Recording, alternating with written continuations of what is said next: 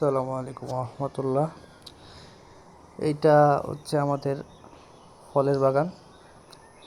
এখানে আমরা বিভিন্ন ফল গাছ লাগাই নিজেদের খাবারের জন্য। আর কিছু শাকসবজি আছে, এগুলো আমাদের লাগানো না।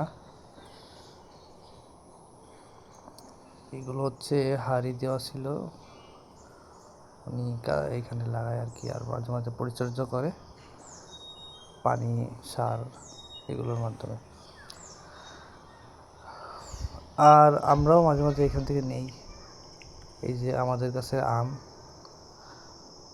গত বছর বেশি আম হয়েছিল, এই বছর একটু কম হয়েছে।